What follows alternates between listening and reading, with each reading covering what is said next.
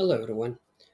Today we are here to talk about what I've been reading in August and sorry, in July, not August, because we are now in August, and what I finished. I did finish a lot of books. I read 20 books because I was on vacation, so I had a lot of time to to read. Plus, there were smaller books in some way. So yeah, I did finish a lot of books. Most of them I already sorry, I've spoken here in the channel. So let's dive in with going from my least favorite to my favorite novel. Sorry, I have yeah in the other wrong order. So the ones I'm going to talk um, are sorry, the ones that I'm going to go from the lower to the my favorite, and I'm also going to give a brief synopsis of the ones I've not yet talked about or their ratings in this case. So I did finish again, as I said, a lot of books. I'm just here opening my file because I did finish some audio dramas from Black Library. So yeah, so the first one was The Gravedigger's Tale by Simon Clarke. Um, I purchased a lot of Simon Clarke novels, and to be fair, I'm not that happy so far what I've been reading. But I did. I'm reading some of his probably not as good novels in terms of ratings and good reads and so on. So yeah, let's see how this fares. One of the next few I'm going to read from him is going to be one of his most famous, probably either King's Blood or Vampiric. I don't know. I'm checking below which one I should read. I gave this book a 2 stars. Then we've got Cold Comforts by Marianne. Halbert is a short story collection which I didn't enjoy the least. It was one of my first reads of the month, and I didn't enjoy the book at all. I gave it the 2 star rating. So in terms of, to be fair, it's probably more than 1 star. Probably my least favorite compared with this one. I don't know why the short stories didn't stick with me. Because the third one, which is my least favorite third one, it's Welcome to Punktown by Jeffrey Thomas. I am currently reading Jeffrey Thomas novels. I've read like 7 or 8, and most of them are good, pretty good. And this one is the first one dealing with Punktown. I don't know if it's its first novel, so maybe I don't know if there was some kind of problem with me reading. I didn't enjoy the novel as much as I hoped. I do have a lot of other novels by him, so I will continue reading. Next, we've got Enigma Season by Eric Brown and Kate Brooke, which is a novel, a novella written by both authors, and I was enjoying the novel. I enjoy a lot of the novel. My problem was the ending, which it failed me to know that this was a two-part series. So this one feels completely incomplete. I mean, what I mean by this is that it has an opening that you need to read the second novel to probably better understand the world. You don't have any answers, and so that's not a good thing to me. I gave this 3 stars. Also 3 stars. You've got here Refuge by Jeremy Robson and a couple of other writers. There are 3 stories I read this month. Yeah, as you can see there are three novellas indeed in this. These are like each novella is 100 pages, and I didn't enjoy this much as I hoped, to be honest. And yeah, that's a no go for me in terms of the second and third novel. The third and the fourth novella were the weakest ones in the overall series. The first and the last was my favorite, so I gave the third and fourth novellas 3 stars and the fourth novella 4 stars. Then it's audio drama, which I don't have it here. It's Madness Within by Steve Lyons. It's a Black Library novella dealing with crimson fists and their inner demons, quite literally, inner demons. Then we've got the third novella. Sorry, I read a trilogy, a complete trilogy, these in these vacations, which were called the Slattery Falls series. As you can see, Slattery Falls series by Brennan and Lafaro.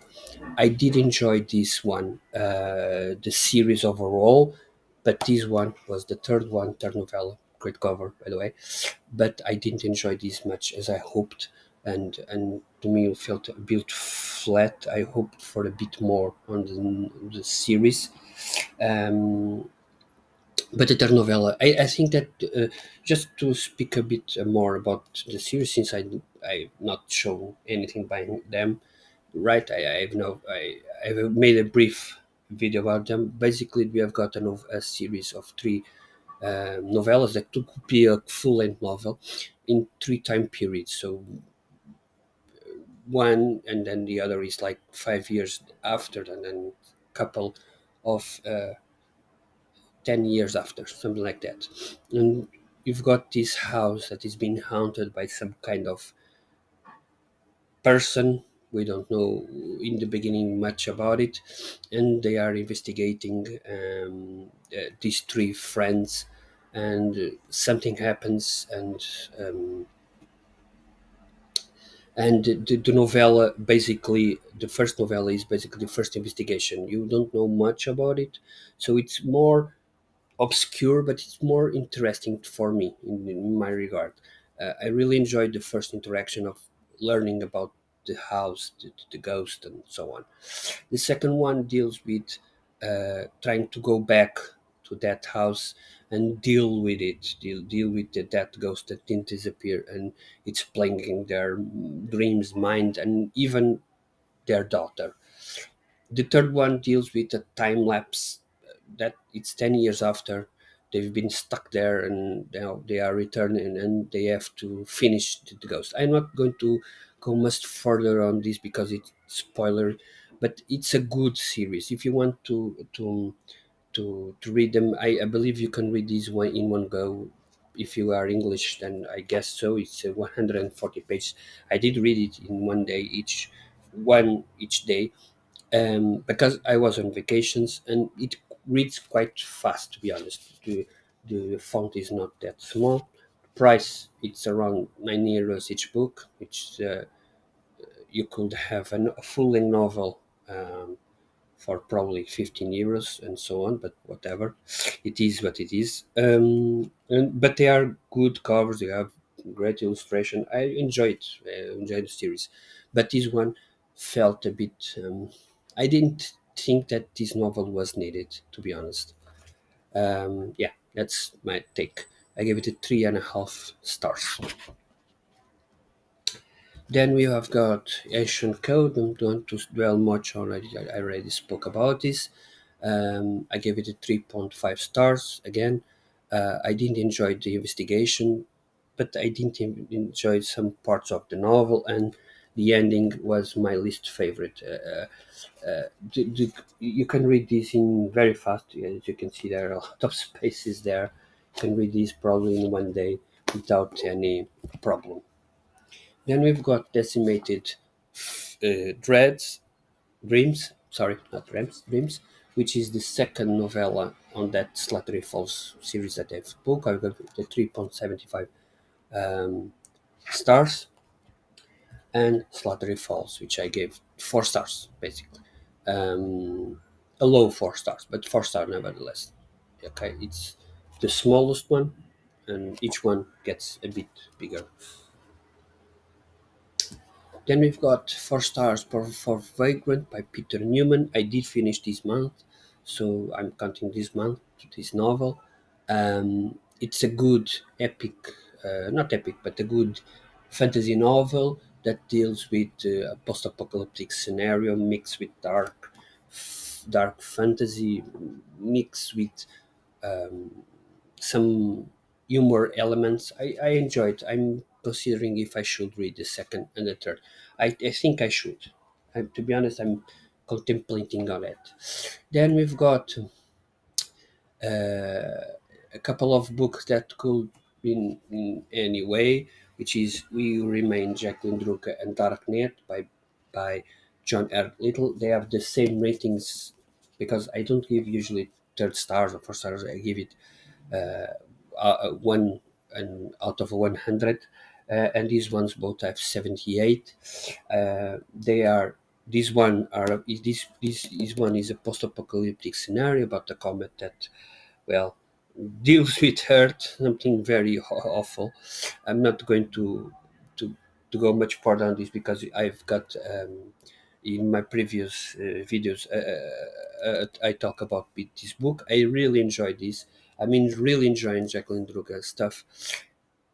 Her books are not what you consider literate fiction or something like that. It's a book that to me it feels like a book that you watch on or read in this case on a Saturday um, afternoon, and a movie that you watch in afternoon, and probably by Monday you will be not you will not even remember it.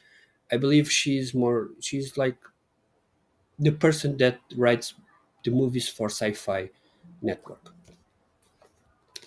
Then we've got Darknet, which is a thriller dealing with the Darknet. My problem with it, because I did enjoy the thriller part, with my problem with it is that I don't think that he had much information about how Darknet works and all of this works. But in overall, I really enjoy this. It has only three characters, and that's it. And you can do a book by that, with that regard. Then we've got, the Bonfires Burning Bright, which is the fifth novella in the Refuge, so the last one, and I really enjoyed that one, 4 stars. And audio drama called Red and Black by James Swallow, which is by the Black Library stuff, and it's a pretty good audio drama. It deals with the adaptas sonoritas and their process of integrating a world that has been lost to the great imperium, and they are there to knowing if they are worthy or not. Basically, is that it? Yeah, I really enjoyed it. Then we've got Slashvivor, which is a horror novel published by these two authors, Stephen Kozeniewski and Stevie Koppas. And it's a good survivor kind of story. Imagine that games that you watch on television that are dealing with contestants that are trying to go from one place to another to those ninja kind of contest, but in this case, instead of humans that are trying to thwart their advancements, you've got these slashers that they call it. They are basically slashers from the movies, and they kill these contestants. Basically, you are entering, but you are not leaving. And it's a good novel. It's a good, fast-paced, which I would suggest anyone reading, um, because it's very fast-paced and it's very interesting to be. It's a bit different on other horror. It's more gore or more gore, more than horror. There are not many horror elements, if you can call it that. Horror or terror. There's the difference. Then we've got my first, not my first, but this is, I gave it a 81 out of 100, so Strange Houses, which is by Uketsu. This is a very good novel. To be fair, I was giving it a 5-star rating, but then the last 20, 30 pages blew it for me. So basically, this is a story about a house, and we've got these characters trying to investigate this house, how this house what's happening here, what's happening here, and so on. And it has these kind of drawings and explanations and so on. And it's a very good story because you think it delves in some kind of, I don't want to say Lovecraftian, but some kind of eerie kind of feeling or feeling, but it's very good feeling. My problem is that in the last 30 or 40 pages, there is a character that appears, and basically, instead of them, these characters that were before solving the crime, they are told what happened. And it felt a bit flat, so instead of a mystery, you've got someone telling you the tale. And to me, I had hope for more investigations and more so, but it was not like that. So this book is told in some ways like this, like a transcript. Sometimes is it's not a transcript, but it's like they are, telling tales from journal and so on. Very good. Then we've got Un brinde a morte by Agatha Christie. Of course, you don't know what brinde a morte is, but it's not. If I translate it to English, it doesn't mean what it means in English, which is sparkling cyanide. Basically, brinde is a toast to death, and the book is called Sparkling Cyanide. It's Agatha Christie novel, and it's a good, very good novel. I really enjoyed. One of my favorite from her. Well, probably because it's from 45, so yeah. My last two novels and my two five stars are Blood in the Huertgen Woods by Stefan Kohler, a World War II novel dealing with the Germans and Americans and how the army guys that were in the field try to survive and try to help one another even when they are enemies. And it doesn't deal anything at all with politics. I already made a review about it, and this one I already made a review. It's my five-star novel and my favorite novel of the month. It's Vermin by Plastiboo. I really enjoyed this. This is a great book about a video game that doesn't exist, but it's so depressing, so dark, it's so melancholic, it's so vibrant. I don't know. I really enjoyed everything that this book brings to the table. Uh, Everything is beautiful. Of course, if you don't enjoy dark stuff, you will not enjoy this one. It's a depressing novel. I've got already the second one. It is, as you can see, I don't know how to here. No, sorry, here, here, here. Yeah, but I will not be reading this month. Probably in the next few months. And yes, these word books I read. I also read Fahrenheit 451, which I didn't enjoy as much as I hoped. It's a reread for me, and again, I know that there is some good stuff there in terms of the story, but the book itself, it's not a good story. It has a good message, interesting message, but for example, I think that the movie, the first one, written, I don't know, 70s or 70s or something like that, it's far better than the book. It transmits the idea, all the ideas, and in the authors and the actors really depict well the story. It's very good. Really enjoyed it. So yeah, that's it from me. 20 books, around 4,000 pages, and let's go for month of August. My first read, which I'm currently reading a couple of books, as you probably know. I'm reading The Keep by F. Paul Wilson. I'm really enjoyed it. Robert McMahon, The Border.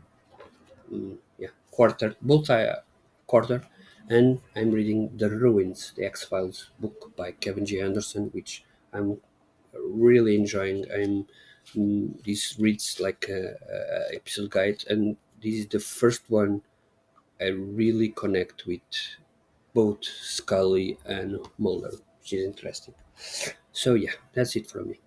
Um, and now, have you read anything of this? What your opinions are on it? Did you enjoy the books, or did you read the books? Um, for all those people out there that enjoy, or if I had to suggest a book, I would suggest either Vermis or Strange Pictures, which I really enjoyed. It's a very good, very interesting book. There is another one called Strange Pictures. This is Strange Houses by the same author. There's going to be Strange Buildings. So these were the two books I would suggest. If you enjoy more slash, not slasher, there is a term for this that I'm forgetting and I can't remember. Slashvivor is another good book. Um, yeah, so those would be my suggestions for you if you enjoy, or since the vast majority of books are ready or thrillers. So yeah, thank you all and have a great day.